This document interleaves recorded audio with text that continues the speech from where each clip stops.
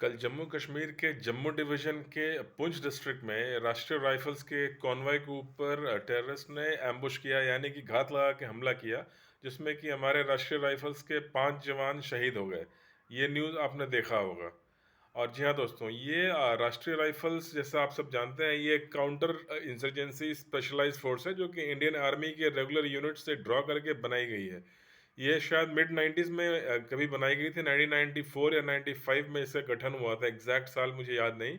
लेकिन जो है इसमें जो इंडियन आर्मी के रेगुलर इन्फैंट्री रेजिमेंट्स हैं, उनकी कुछ-कुछ बटालियन हर रेजिमेंट से ड्रॉ करके बनाई गई है राष्ट्रीय राइफ़ल। जिसमें कि अब for example 2 unit Sikh light infantry हैं, 2-3 यूनिट गोरखा राइफ़ल्स के हो सकते हैं, 1-2 यूनिट बिहार रेजिमेंट के हैं, Maratha light infantry, Jat regiment, हर इन्फैंट्री रेजिमेंट से 2-2 3-3 बटालियन इसमें ला के रखी गई है, जो कि साल में हर रेजिमेंट से साल में 1 या 2 बटालियन जाती है राष्ट्रीय राइफ़ल्स में और अपना डेपुटेशन पूरा करके वापस आती है, फिर कोई दूसरी बटालियन जाती है, यानी हर रेजिमेंट से 2 या 3 इन्फैंट्री बटालियन।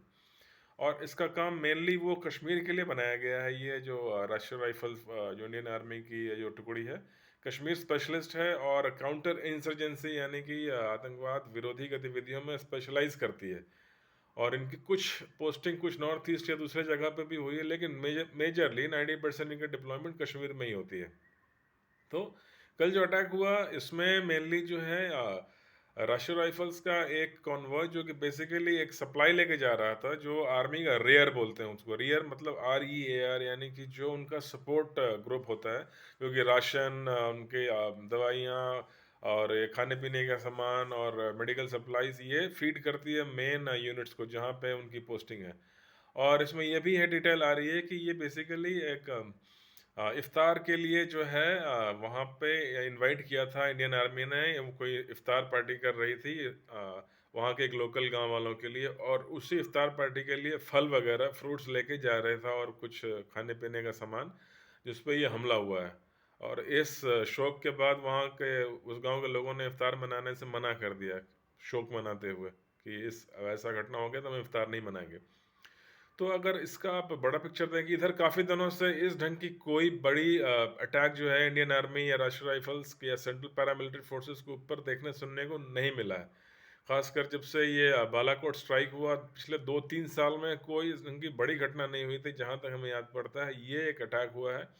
इससे 2-3 चीज़ें सामने आती हैं। एक तो इंडिया ने जो ऑफ़ेंसिव बना रखा था पिछले, अभी जो बनाया हुआ है जैसा हम सब देख रहे हैं उनके पाकिस्तान के अंदर, जैसे बलूचिस्तान में जैसे हम डिफेंसिव ऑफेंस कहते हैं, ऑफेंसिव डिफेंस, ये एक थियरी आ रही है कि भाई हम अपने घर में बैठ के भी आपको डिस्टेबलाइज कर सकते हैं, आपके टुकड़े कर सकते हैं, जो कि पाकिस्तान कोशिश कर रहा है 70 साल से, मगर वो कर नहीं पाया है।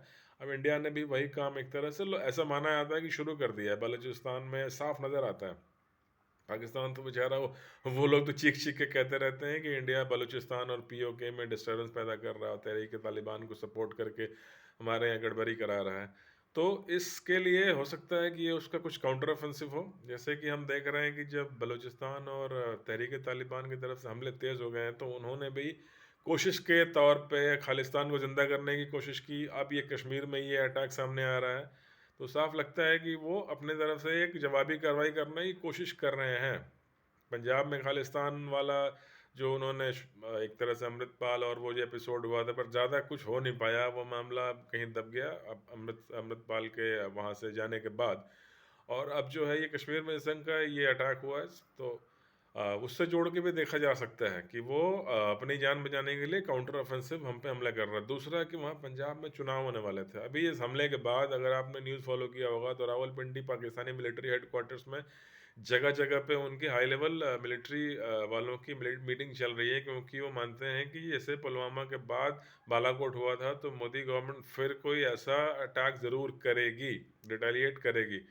तो किस ढंग से होगा ये गेस करना बहुत मुश्किल है आज के समय इस गवर्नमेंट को, कि अब वो उरी में ज़मीन से घुस के उन्होंने मारा था, बालाकोट में एयर अटैक किया, तब क्या करेंगे, किसको करेंगे, कब करेंगे, कहाँ कैसे, ये कोई नहीं जानता। और ये ब्रेनस्टॉर्मिंग हो रही होगी रावलपिंडी में इस समय। डर का माहौल वहाँ के मीडिया को आप देख लीजिए पाकिस्तान की। तो और इसके लिए पंजाब के इलेक्शन, जो पाकिस्तानी पंजाब है उसमें इलेक्शन होने वाले थे, इस डर के मारे वहाँ के इलेक्शन भी कैंसिल हो गए। तो एक ये भी बात है, इस समय वो इलेक्शन में जाना नहीं चाहते क्योंकि इतनी वहाँ पे इकोनॉमिक क्राइसिस है, भुखमरी की हालत है, इसमें अगर इलेक्शन में जाएँगे तो पब्लिक भी वहाँ जूते लेके मारेगी। वहाँ की गवर्नमेंट को किस लिए आप वोट माँगने आए हो? तो इलेक्शन कैंसल कराने के लिए भी ये एक कामयाब चाल हो सकती थी, जो कि अभी तो कामयाब होती हुई दिख रही है, क्योंकि वहाँ की कोर्ट ने पंजाब में इलेक्शन को कैंसिल कर दिया है कि ठीक है, इस समय इंडिया कभी भी अटैक कर सकता है, इसलिए इलेक्शन अभी कराने की ज़रूरत नहीं, कैंसिल कर दिया जाए। दूसरा कि इंडिया में एक G20 समिट होने वाला है शायद 24 से 25 अप्रैल को, तो उसके पहले ये दिखाने के लिए कश्मीर में माहौल ठीक नहीं है, अभी भी जो है स्टेबलाइज़ नहीं कर पाए इंडियन गवर्नमेंट धारा 370 हटाने के बाद, तो उसके लिए भी ये अटैक हो सकता है करवाया गया हो। अब तीसरी बात, अब ये कयास लगाया जा रहा है इसके बाद होगा क्या? ये सबसे इम्पोर्टेंट बात है और देश गुस्से में है इस समय, लोग बदला चाहते हैं।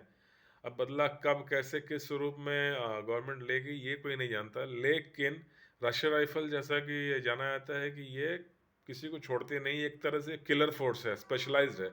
ढूंढ के ट्रैक करके जिसने भी ऐसा कुछ किया है उसे कहीं ना कहीं घेर के वो ख़त्म कर देते हैं, न्यूट्रलाइज कर देते हैं। तो अगर अंदर ये हो सकता है कि अंदर जो इस हमले को नकार है, माना जाता है कि इसमें अब जैश ए मोहम्मद का कोई छाया संगठन है, PAFF, people against fascist front या पीपल अगेंस्ट फैसिज्म फ्रंट, ऐसे करके कुछ संगठन ने इसने जिम्मेदारी ली है, पर माना जाता है जैश ए मोहम्मद का ही और लश्कर तैयबा का एक छाया संगठन है, और 6 से 7 लोगों ने ये अटैक किया था, जिसमें कि रॉकेट प्रोपेल्ड ग्रेनेड वगैरह का भी यूज़ हुआ इसका, जिसके कारण ट्रक में आग लग गई थी। तो अब या तो अंदर में आइडेंटिफाई करके न्यूट्रलाइज किया, आने वाले कुछ दिनों में कई खबरें आ सकती हैं कि ये पुंछ में जो अटैक हुआ था उसका मास्टरमाइंड यहाँ वहाँ मारे गए इस ढंग से, या तो कुछ ऐसा हो, या फिर हो सकता है कि कुछ अगर एस्केलेट करने का रिस्क ले गवर्नमेंट तो कुछ बड़ा भी सोच सकती है, जो कि उस पार जाके कुछ करे। हालांकि उन्होंने POK के पास से, बॉर्डर के पास जो उनके टेरर कैंप्स होते हैं वो सब हटाना शुरू कर दिया है। जो मीडिया में रिपोर्ट्स आ रही हैं, वहाँ जो लोग भी थे वो सब खाली किए जा रहे हैं।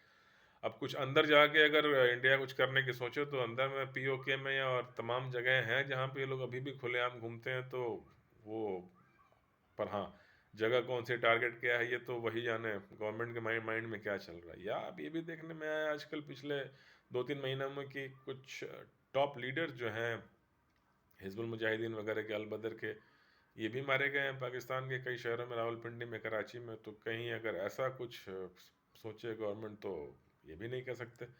तो यह हो सकता है गवर्नमेंट कोई ख़ास रिस्पॉन्स ना करे, कुछ दिन बाद लोग भूल जाएं ऐसे। जैसे कि उरी, पुलवामा के पहले पठानकोट एयरबेस पे एक हमला हुआ था, लेकिन इंडिया ने कुछ खास किया नहीं था।